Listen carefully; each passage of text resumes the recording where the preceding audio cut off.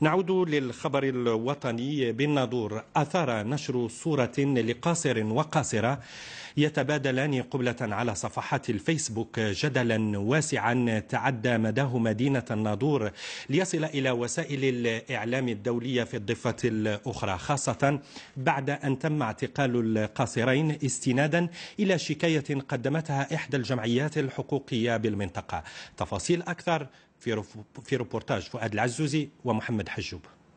الصورة التي أثارت ضجة ونشرت عبر موقع الاجتماعي الفيسبوك وتناقلتها مواقع إلكترونية هي لتلميذين قاصر وقاصرة يتبادلان القبل في إحدى الأزقة المجاورة لثانويتهم الإعدادية بمدينة الناظور.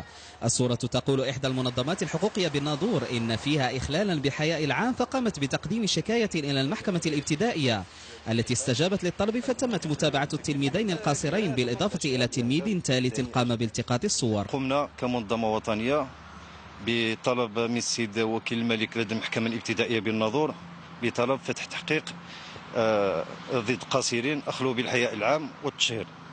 استجابت النيابة العامة لطلبنا. لكن بخصوص اعتقال التلميذين القاصرين كيفاش كتشوفوا المسألة؟ نحن أستاذ الكريم نحن ضد هذا الاعتقال جملة وتفصيلا، وطالبنا في البيان الذي أمامكم نطالب بالإطلاق الضروري والفوري والآني لهذا القاصرين. القانون هو اللحظة اللي اتخذت فيها الصورة.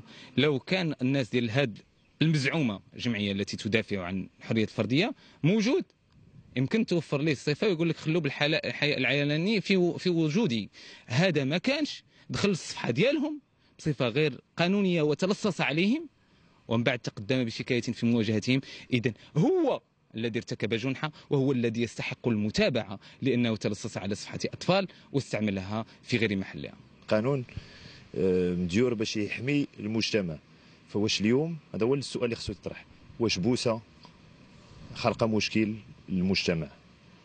الا كانت بوسه بين طفلين خلق مشكل للمجتمع، المشكل راه ماشي في هذوك الطفلين، المشكل عندنا في المجتمع.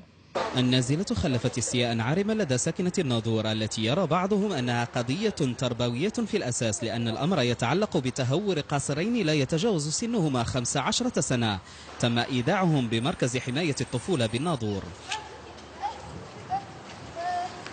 بالنسبة لنا المتابعة اللي تمت في حق الأطفال الشباب الثلاثة المراهقين في الناظور بسبب قبلة اللي تم نشرها عبر الصورة في الفيسبوك، كنعتبروها متابعة باطلة على اعتبار أنه هذيك الصورة لا تعبر على جريمة. غير دراري صغار وهم ما عارفينش ولا ديك الشوها كاع يديروها لهم كاع، ودراري صغار ما يقدروش كاع يديروا شي عقاب، ولكن يوصلوا حتى المحكمة والحبس كتشوف. جوج دراري صغار زعما ما مسألة عادية ما كتستحقش أنه كاع يوقع عليها هاد الضجه هذه وانهم يتعتقلوا ولا يتحبسوا. مراهقين مازال مراهقين، اي واحد كيزوم المرحله هذه يعني خاص ما يتخذ بعين الاعتبار للسن ديالو. بعد تعيين جلسة محاكمة للتلاميذ القاصرين الثلاثة في يومه الجمعة 11 أكتوبر الجاري، حقوقيون وجمعويون بالناظور يرون أن القضية أخذت منحا تصاعديا بوصولها إلى القضاء، بينما يتحمل مسؤولية ما حدث أيضا الأسرة والمدرسة والمجتمع. قضية قد تفتح نقاشا واسعا حول حدود مسؤولية الأشخاص وبينهم القاصرون فيما ينشر على صفحات الفيسبوك.